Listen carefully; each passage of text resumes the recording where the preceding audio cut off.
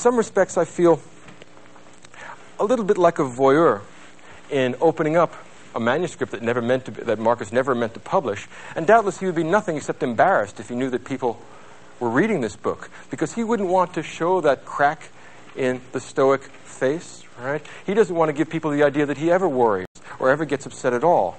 In other words, doubtless, if he's in heaven, he regrets every line he ever wrote.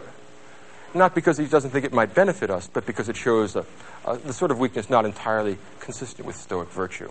Perhaps there are other Stoics who suffered more pain, who had greater difficulties, and never wrote a line.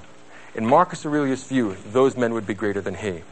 And whether there exist such people or not, Marcus Aurelius is a sort of standing reproach to our weakness, to our self-indulgence, to our willingness to give in to what we want, to our inclination to make excuses about things that were entirely up to us, and to try and act as if we are not responsible for our behavior. One might want to say that Marcus Aurelius is an important step in the construction of the Western conception of the self or the ego. You are the part of you, not the meat, but the will, the soul, the internal stuff. That's what you're responsible for. That's what the gods will judge you on the basis of. Apart from that, don't worry about it. All other things are matters of indifference to you. Connect yourself to nature, do what's right, and let the devil take the hindmost. It's not your problem. Stoicism is an appropriate philosophy, I would say, for serious, ruthless, introspective people that want real answers and are willing to take no nonsense. In that respect, it's a kind of moral philosophy I would be inclined to teach at, say, West Point.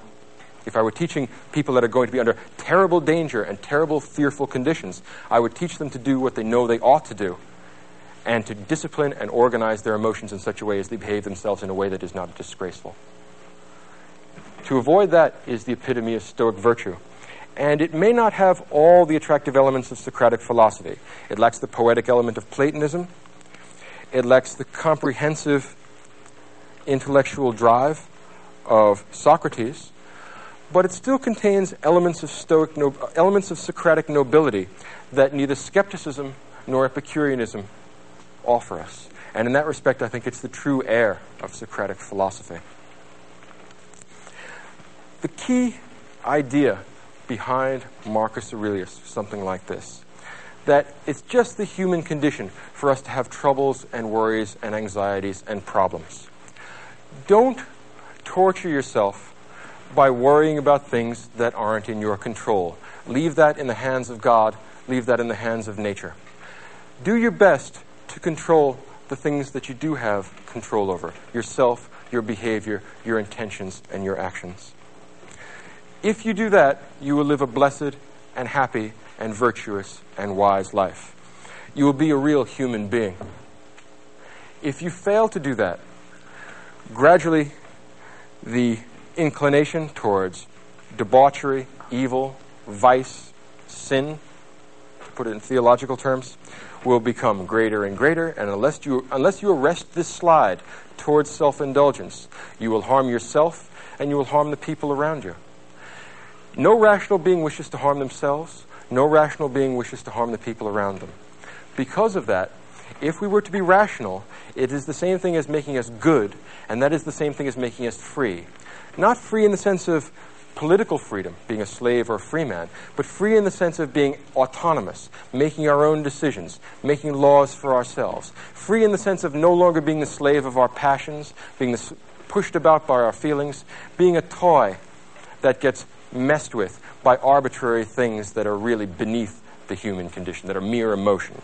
If we want to be fully human, we must be fully free, and that means fully rational, and that means fully good. Accept no substitutes, is what Marcus Aurelius says. He did that himself, and he hopes that other people will do it. He did the best he could, and you can't help but feel that at the end of his life, he must have felt relieved that the terrible crushing burden of this loneliness, a man that has no equals and has no friends, a man that has nothing but philosophy to guide him, death must have been a great release. It's like getting the evening off after you've put in your turn guarding the camp. And instead of becoming an obscure and an important figure.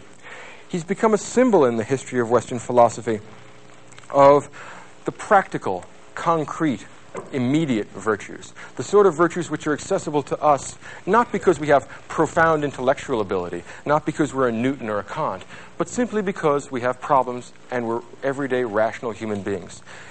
The Stoic man says that a virtue that is possible for one man is accessible to all of us. There is no excuse for us not being that good. If we provide such excuses for ourselves, we harm ourselves and we harm others by preventing us from recognizing our true moral obligations.